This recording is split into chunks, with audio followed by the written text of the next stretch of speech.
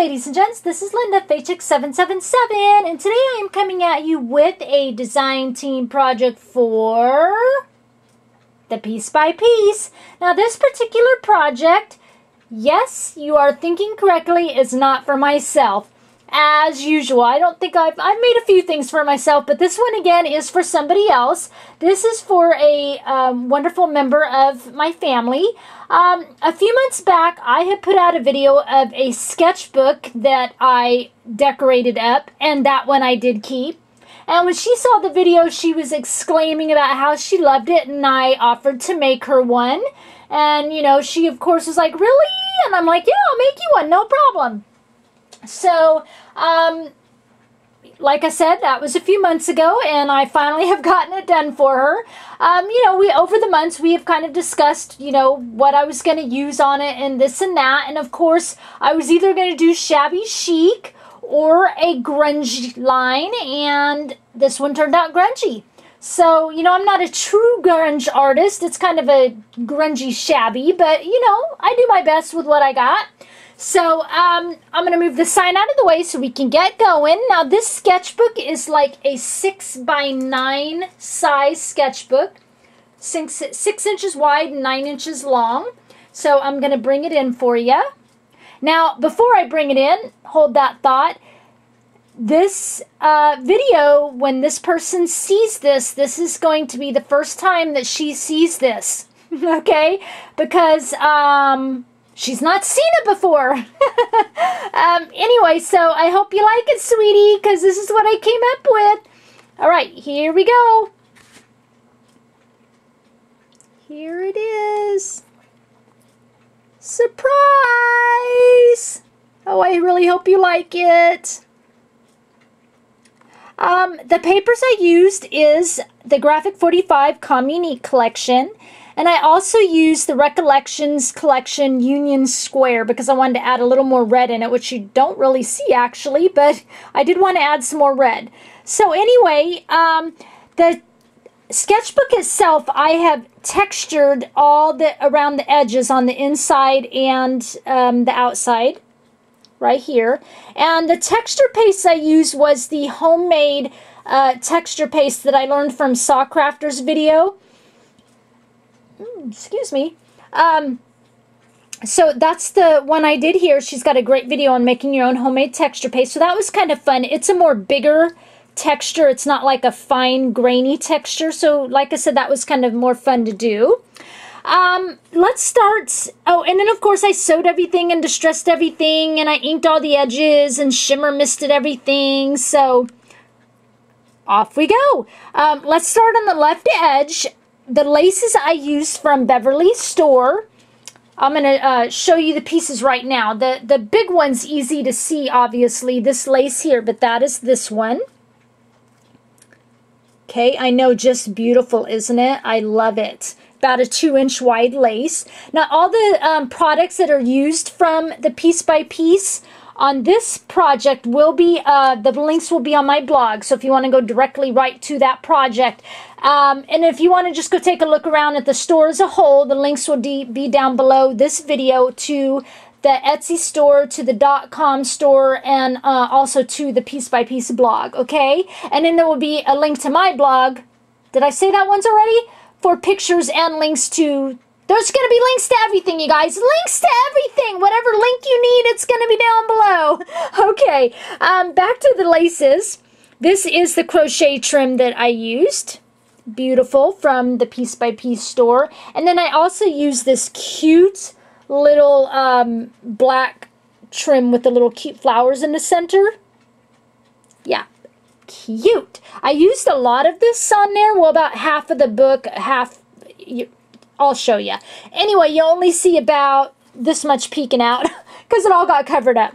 But anyway, that's what happens when we start layering, right? So, left edge, black lace coming down. I kind of, you know, bunched it up. The white that you're seeing on here, I used gesso, and I also used rub and buff kind of over stuff to kind of, you know, grungy it up and texture it up a little bit more. So, I'm going to bring my camera up. One moment, please, so I can bring this up a little closer. I need to bring my camera up a little bit. Here we go. Okay, so laces. Laces here. At the tip top, I've got these cute little candy gems that are also from the Piece by Piece store, and that is these. It's the clear ones. I just love these because they're so tiny. And all the candy gems come with kind of this gold stem on them, okay? And I grabbed the other ones so that you could see the colors if you haven't seen them already. Look, isn't that just beautiful colors? We've got this is a purple. And then we've got green and a real light pink and a real light kind of like a grayish blue and then a red. So just beautiful. I love these. So that's at the very tip top there. And then in front of that, I've got a Tim Holtz clock key. I'm just loving these clock keys. They're so fun. And then I've got some Prima flowers here. I've got some I Am Roses, a cherry blossom here. This flower is one that we got from Beverly in our little Christmas gift. She gave us a bunch of flowers, and so that's this one right here. So I decided to use it because I just love the looks of it. It's just kind of vintagey looking. I don't know. Anyway, so, and then I've got a little light bulb peeking out here, and you can see all the rub and buff and stuff on it, and then I've got texture on the gesso on the light bulb. And then below that, I've got a Tim Holtz, let me move this little wing here, I've got a Tim Holtz metal clock, and on top of that, I've got this long clock hand here and this long one here. These are actual clock hands that I took apart from a clock that wasn't working anymore. And I like how big they are because I think it kind of makes a bold statement on the sketchbook here. I just love that. And I kind of made them spread out like that so that it looked like it was kind of framing this section of the sketchbook. So, you know, I did that on purpose. And then over the hands, I've got a Tim Holtz gear. And then down below that, I've got this fabric flower that I got from Leonie in a giveaway. And then I've got some more I Am Roses flowers here, a couple of them. And then this is some wire metal glasses that I made. Because on my other sketchbook, I had some wire glasses, and she really liked, you know, what I had put on there. She loved the glasses, so I made some more. Because I only had one pair left. And I really like using glasses on my project. So, and then she liked it too, like I said. So I made some and stuck them on here. And then down below that, I've got one of those big metal telephones, you know, from Michaels. And then I've got, this is a wooden letter L. And I got those in a package of letters from Michaels as well. And I just kind of used a really big jump ring and attached it to the phone here. Underneath that, you can see, oh, I got to point out right here, this is all you can see of the black lace. I know, right? Hilarious. It really goes up from like here up to like here, but you can't see any of it in here. Anyway, back to the fence. Love this fence. Now, I know this fence is really tiny. Most of the fences that I make, or if I buy them, they're about this tall, and this is a tiny one. The scale isn't really in proportion, I don't think, to the sketchbook, but I used it anyway. I decided to use it because, as you can see, yep, that's a ruler. I know, I love it. So what I did is I took an actual ruler, because you know I have many, love rulers, and I took the little metal piece out of the top here, and then I took, you know, a cutter or whatever, shop tool, and I cut, I think it was about 1/2 inch increments, and I sliced the ruler all the way down, okay? And then what I ended up with, I've got a few here I'll show you. What I ended up with was, you know, little ruler pieces. Okay, that's the back of it. There we go. Little ruler pieces. And then when I was done cutting them, what I did is, you know, I kind of made points at the top on one side of it. And they are all different widths and stuff, and I don't care because I think it makes it look grungy. Okay, so ruler pieces, made pointy tips, and then I took wire and I fastened it all together and made a little shabby chic fence. For those of you that are maybe new to my channel, or if you're not new but you just haven't seen it, I do have a video on how to make your own little shabby chic fence.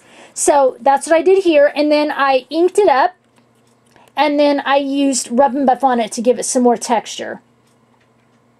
I just love it. I love the ruler fence. I would love to find a ruler that's about twice that width, but I don't think they make any that big. I mean, even a yardstick is maybe about a 1/4 inch bigger, maybe. So anyway, there's my little ruler fence. I love that idea. So back up, let's move to the top part. Here and here is a stencil. It's the TCW, the chicken wire stencil I use, and I use actual modeling paste for that. And then over here in the right hand corner is one of those metal corner pieces by Momentoline at Michael's. I fussy cut out a few things from the Communique line. Like here I cut out the little film strip and placed that in there. Fussy cut this out from the Communique line, and also this. So we'll come back to that in a minute.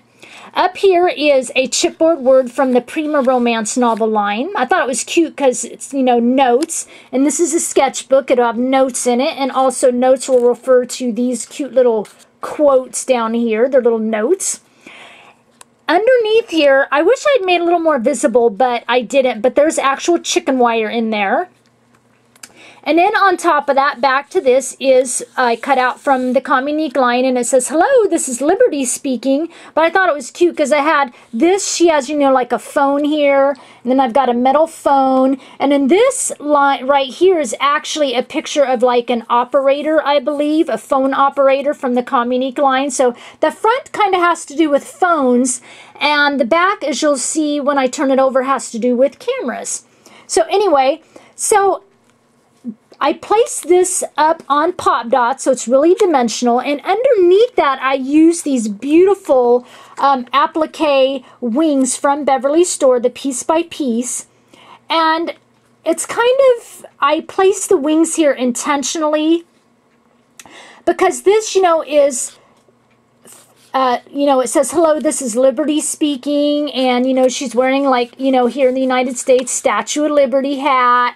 And the wings kind of represented to me, and this as well, you know, United States and our freedom, and, you know, wings, you know, like, they're not eagle's wings, but it kind of reminded me of the, you know, eagle's wings and spiritual wings and all that. So that's why I put the wings on there, just kind of, you know, a symbol of our freedom and stuff like that. So that's how I did that. And then underneath here, I fussy cut out this quote, and it says, "The telephone is an amazing invention, but who would ever want to use one?" And I just love that. And it's by Rutherford B. Hayes. And I'm sure way back when they did not think that the phone was going to be as an amazing of invention and tool as we use nowadays. So I love that. It's comical. So what I did is I kind of glued that in between the phone and kind of the cradle here and up underneath the phone. And then I kind of made it dimensional here. And then I glued it kind of right underneath this kitchen cabinet handle. I love this cabinet handle. It's kind of vintagey looking. And then over here, I glued on this Graphic 45 metal clothespin. And then underneath that, a Tim Holtz metal word that says artful, because, you know, this is kind of an artsy sketchbook, right? So anyway, there's the front. I'll kind of give you another peek again. Do you like it, hon? Do you like it? Okay, and then on the inside cover and the back cover, all I did was cut out the Recollections Union square paper because I wanted some text paper in there, and then it's got some red in there. And here's where you can see where I sewed it too, because the rest of the paper is so grungied up you can't really see how I sewed it. And then I just used some gesso to add some streaks and distress it a little bit. So there's that. And again on the back cover. Okay. And now we'll go to the back side. Let me turn it over and give you a view. Get my thing there hanging in the right position. So see, now on the back we're dealing with cameras. And I chose cameras on the back because this person I'm giving it to, she has a lot of vintage cameras that she collects and stuff like that. So I kind of wanted it, you know, to be personal to her, of course. So left edge of this lace, and funny story, you know, on the front, my lace is on the left edge, and on the back, I wanted my lace to be on the right edge so that all my lace was on, you know, one side. Well, when I was gluing everything together, gluing the, you know, the cover and the papers down as a whole, I accidentally got it backwards when I glued the paper on the inside covers. So when I went to glue this back, I'm like, how come that's not, why is my fabric lace and stuff at the left edge? And I was like, darn it. And I was a little upset at first, but then I was kind of liking it, because when you close the book, you know, from the front, you see lace here and kind of lace here. So it's kind of framing the front. So happy accident. So I kind of like that mistake happened. So anyway, I'm going to set the book down a minute and show you the laces on this left edge that I used from the Piece by Piece. Let me grab them here. Okay, so I use this one. I love this. It's so vintagey looking. This fabric type lace. And then I also used this lace, which is like the lace, the black lace on the front. Only you can see this one a little better. And it's in like this cream color. So really pretty. So that's what I've got here. So this big lace here. On top of that, I've got Tim Holtz film strip ribbon that I just put all the way down the length of it. And then on top of that, I've got some of this cute pom-pom trim. I'm starting to work with pom-pom trim a little more. It kind of scared me a little bit at first, but this is the second time using it in a project, so I'm working it. And then I've got this trim here from the store. You can see I bunched it all up. Kind of fun, let it hang off. And then I've got layers and layers of, you know, the Communique paper and stuff. At the tip top here, this, I love this. This is Momenta metal line that, you know, I've used on the front too. And it's like a rod, and it reminds me of like a curtain rod. So what I did is I fussy cut out this from the Graphic 45 line. It says Vintage Camera, and I hung it with jump rings on it like it was a sign hanging off of like a sign or a curtain rod or something like that.